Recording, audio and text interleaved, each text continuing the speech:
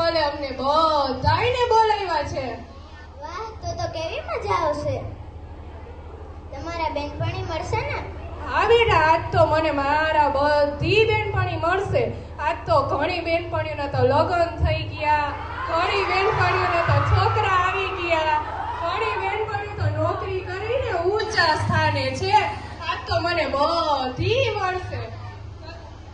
ચાલો, તો મજા આવશે ને. ચાલો જઈએ. ચાલો જઈએ.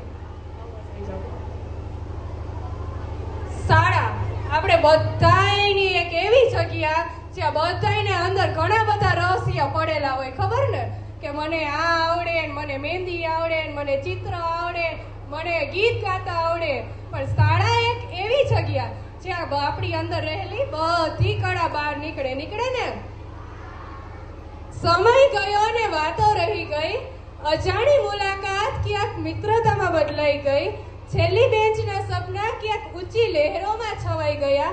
ચાલુ ક્લાસની વાતો, ટીચર્સના એક ને એક ડાયલોગ, લેસન નથી કર્યું, કેમ નથી કર્યું, અરે ખાવાનું ભૂલી નથી જાતી,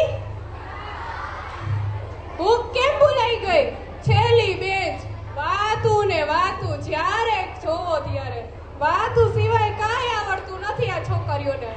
ગણિતના કોયડા, અરે ગણિત ઈ તો કેવું અઘરું, એલી એમાં તો કાંઈ ખબર જ ન પડે. અને અમારા તો ટીચર એવા કેવા ભણાવે તો નીંદર જ આવે નકરી. રિસેસ તો કે રિસેસમાં તો ક્યાંક પંચાયત બેઠી હોય.